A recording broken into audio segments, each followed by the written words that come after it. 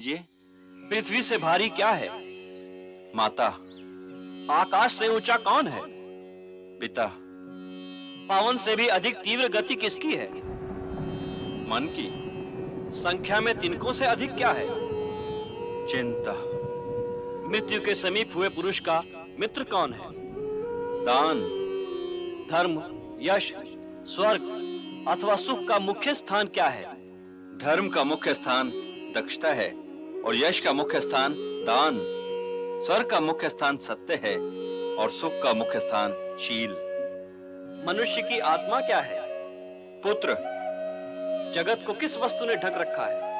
अज्ञान ने। आलस्य क्या है? धर्म न करना आलस है। सुखी कौन है? जो ऋणी न हो। सच्चा स्नान कौन सा है? जो मन का मैल धो दे। काजल से भी अधिक काला क्या है? कलंक। लोक में श्रेष्ठ धर्म क्या है? दया श्रेष्ठ धर्म है। किसको वश में रखने से शोक नहीं होता? मन को वश में रखने से शोक नहीं होता। लज्जा क्या है? ना करने योग्य काम से दूर रहना लज्जा है। दया क्या है? सबके सुख की इच्छा करना दया है। राष्ट्र की मृत्यु का कारण क्या होता है? अराजकता। हे राजन, वास्तव में ब्राह्मणत्व का प्रमाण क्या है? कुल, चरित्र, शिक्षा या शास्त्र ज्ञान? हे यक्ष, कुल, शिक्षा और शास्त्र ज्ञान ब्राह्मणत्व को सिद्ध नहीं करता। ब्राह्मणत्व का प्रमाण तो निस्संदेह चरित्र ही है।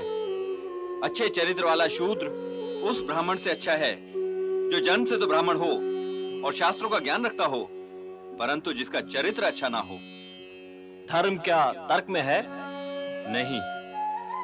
तो क्या ऋषियों की विचारधारा में है? नहीं, क्योंकि किसी एक ऋषि की विचारधारा दूसरे से नहीं मिलती, उनमें मतभेद होता है। किसी ऋषि के पास संपूर्ण सत्य नहीं।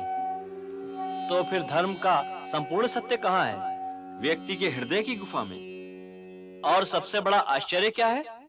सबसे बड़ा आश्चर्य ये है कि हर व्यक्ति ये जानता है कि मृत्यु जीवन का अंतिम सत्य है, फिर भी यही सोचता है कि कदाचित उसके जीवन का अंतिम सत्य मृत्यु नहीं।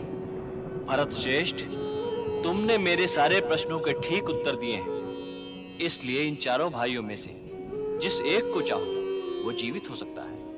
यदि इनमें से एक ही जीवित हो सकता है तो हे यक्ष, मैं अपने प्रिय अनुज महावीर नकुल को जीवित देखना चाहता हूँ। हे कुंती नंदन, भीम और अर्जुन जैसे भाइयों को छोड़कर तुमने नकुल के ही जीवित होने की इच्छा क्यों की?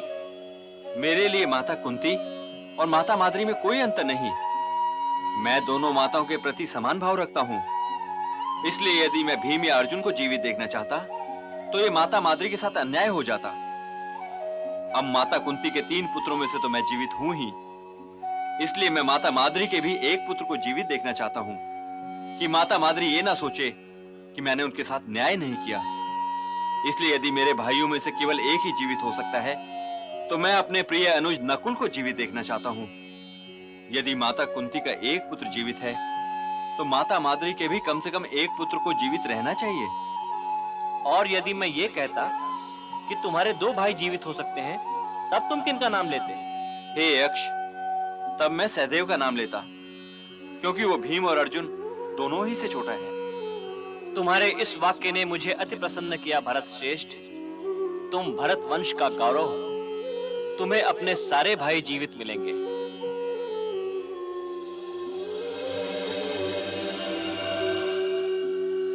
भगवान यक्ष तो आप हैं नहीं, क्योंकि यक्ष जीवन दान नहीं दे सकते। आप तो कोई देव श्रेष्ठ ही हो सकते हैं। कृपया अपना परिचय दीजिए।